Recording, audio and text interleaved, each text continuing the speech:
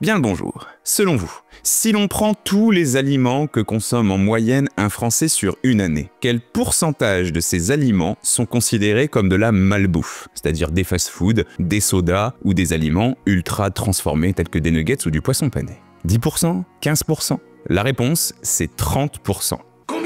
Ça veut dire que sur 10 aliments que les Français achètent en moyenne, 3 de ces 10 aliments sont considérés comme de la malbouffe et vont donc avoir un impact sur leur santé et bien évidemment sur leur poids absolument déplorable. Bien évidemment, un petit plaisir est possible de temps en temps, mais c'est l'accumulation de cette habitude qui crée des dégâts. Donc aujourd'hui, ce qu'on va regarder, c'est qu'est-ce qu'il se passe dans votre corps si vous arrivez à arrêter la malbouffe pendant un mois, c'est-à-dire 4 semaines. Et donc ici, je précise que ce que je vais appeler malbouffe, ce sont donc tous les sodas, les chips, les crackers, ce genre de choses, tout ce qui va être aussi fast-food bien évidemment, et tous les aliments ultra transformés, c'est-à-dire des aliments qui sont énormément modifiés dans des usines, donc de façon industrielle, le poisson pané, les raviolis en boîte ou encore les knackis par exemple. Cependant, c'est pas parce qu'un aliment est sucré ou gras qu'il est forcément considéré comme de la malbouffe. Par exemple, si vous allez chercher une andouillette chez votre boucher ou votre charcutier au coin de la rue, c'est pas de la malbouffe, hein, c'est quelque chose d'artisanal, c'est plutôt de la qualité, même s'il faut pas en abuser. Bien, c'est parti, regardons ce qu'il se passera la première semaine du jour 0 au jour numéro 7.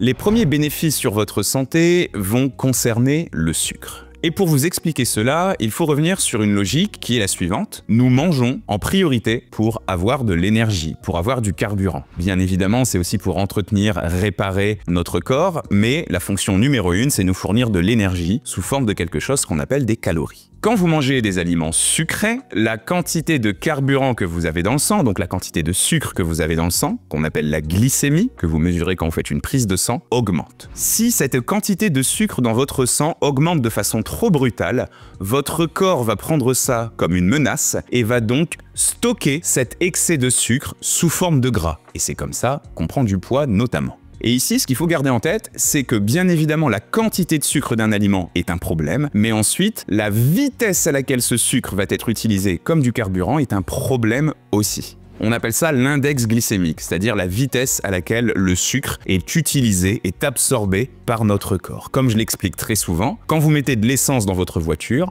l'objectif, c'est pas que vous mettiez le moins d'essence possible, mais que cette essence vous emmène le plus loin possible. Et bien là, c'est pareil avec le sucre. On veut pas forcément avoir le moins de sucre possible, on veut surtout que ce sucre soit le plus durable possible, soit le plus lent possible. Eh bien, le premier effet d'arrêter la malbouffe, ça va être de réguler ça, de normaliser ça. Vous allez avoir moins de pics de sucre dans le sang, et ça c'est plutôt une bonne chose pour éviter de prendre du poids, mais aussi avoir une énergie qui est plutôt stable toute la journée. Donc on évite les coups de pompe, notamment à 10 h du matin. Le souci, c'est que notre cerveau, il adore le sucre. Et il adore le sucre mélangé à du gras. C'est un petit peu une drogue pour lui parce que ça active les circuits de la récompense dans votre cerveau, et ensuite, vous avez un shot d'hormones du bonheur. Donc pendant la première semaine, malheureusement, vous allez peut-être avoir une humeur un petit peu terne, vous allez faire un petit peu la gueule, parce que vous allez être un petit peu en manque de ce sucre. Et plus l'habitude de manger des aliments de mauvaise qualité date, plus ce sevrage d'une semaine risque d'être un petit peu costaud.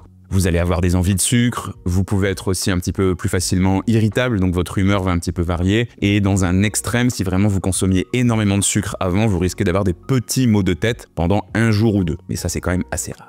Autre chose qui va se passer dès cette première semaine, c'est que vos seuils de perception du sucre, mais aussi du salé, du gras, etc. par votre bouche, par les papilles de votre langue, vont se réguler, vont se normaliser. Si vous consommez énormément de sucre depuis très longtemps, vous avez besoin de sucre dans les aliments. Tout comme vous avez peut-être autour de vous une personne qui consomme énormément de sel et vous n'arrivez même pas à finir son assiette, tellement c'est salé, insupportable pour vous, alors que pour elle, tout est normal. Et bien pour le sucre, c'est pareil, et dès la première semaine, cette habitude de manger sucré va diminuer un tout petit peu et vous allez ressentir davantage le goût des aliments. Passons maintenant à la deuxième semaine, du jour 8 au jour 14. Ici, on va d'abord noter une amélioration de votre digestion, un confort digestif, donc dans votre ventre, nettement amélioré. Et ça va se traduire premièrement par des sensations de lourdeur qui vont disparaître petit à petit, et deuxièmement, moins de production de gaz, donc moins de ballonnement et moins de flatulence dans votre ventre. Et ouais, Comme vous allez consommer moins de sucre particulièrement, certaines bactéries qui se trouvent dans votre ventre vont moins produire de gaz, parce que vous avez des bactéries dans le ventre, qu'on appelle les probiotiques, et ces bactéries adorent se nourrir de sucre, faire ce qu'on appelle de la fermentation, et relâcher ensuite du gaz. C'est comme ça qu'on fabrique le champagne notamment. Eh bien, comme le prouve cette étude que je vous remets dans la description, au bout de la 2e semaine, ce phénomène va nettement ralentir, ces bactéries vont un petit peu disparaître, il y a un petit peu un tri qui va se faire dans votre ventre, donc la digestion va vraiment mieux se passer.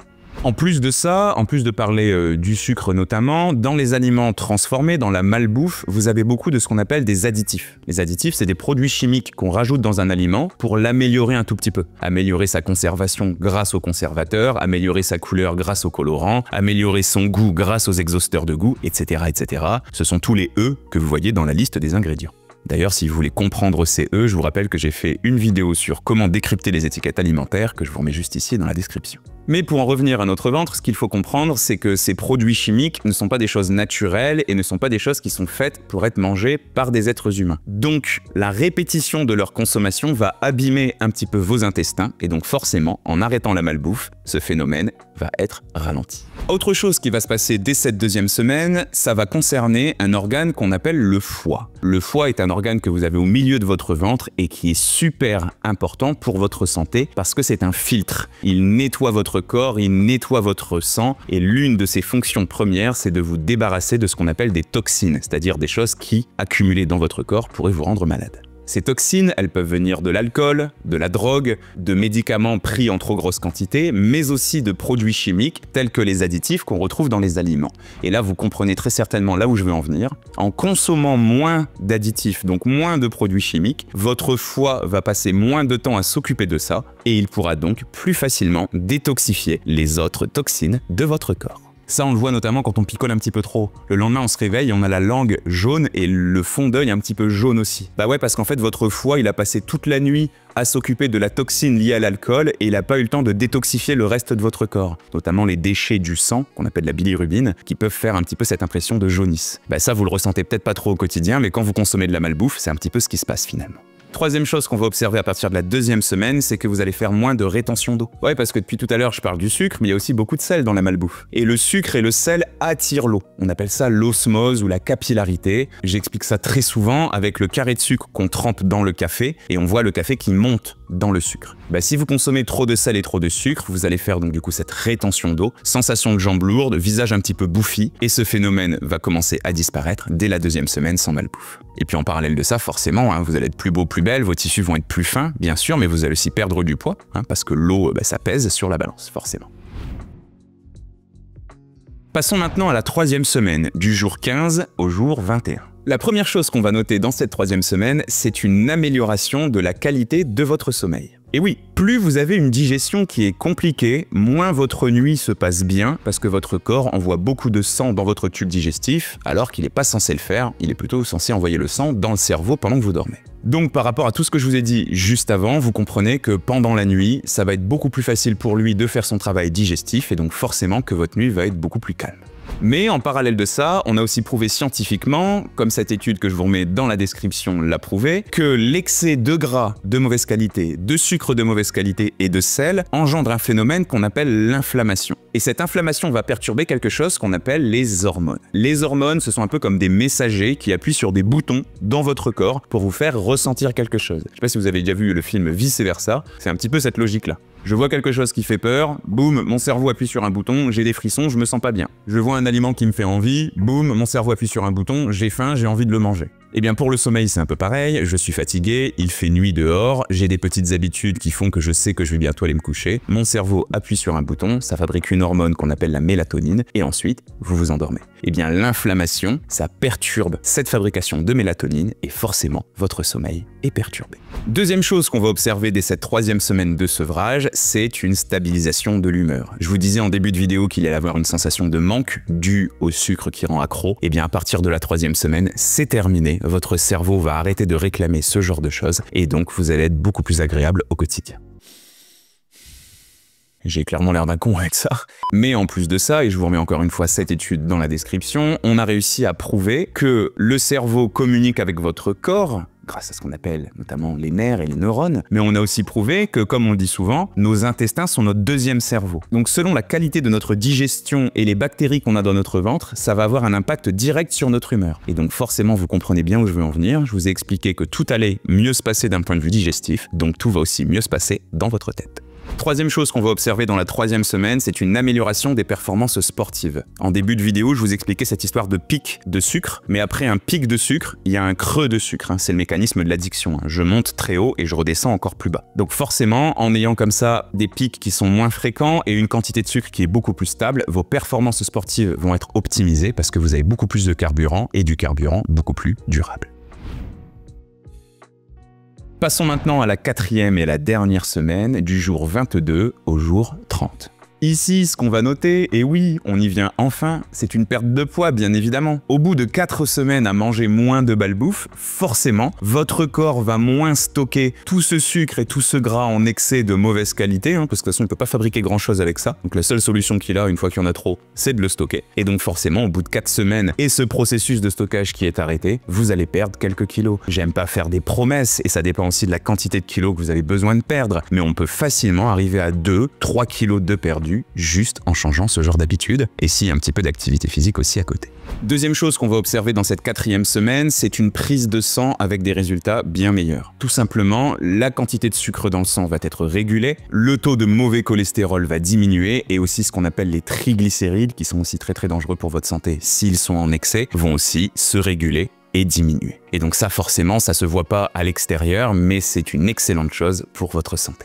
Troisième chose qu'on va noter dans la 4e semaine, c'est une amélioration de la qualité de votre peau. Je vous expliquais tout à l'heure que la malbouffe engendrait quelque chose qu'on appelle de l'inflammation. Cette inflammation, je vous ai dit qu'elle s'exprimait dans vos intestins, mais en réalité, elle peut s'exprimer un peu partout dans votre corps. Quand vous avez mal aux articulations, parfois ça peut aussi être de l'inflammation. Mais ça peut aussi s'exprimer sur votre peau, particulièrement votre visage, qui est très sensible à l'inflammation. Et l'expression de l'inflammation sur le visage, ça s'appelle l'acné.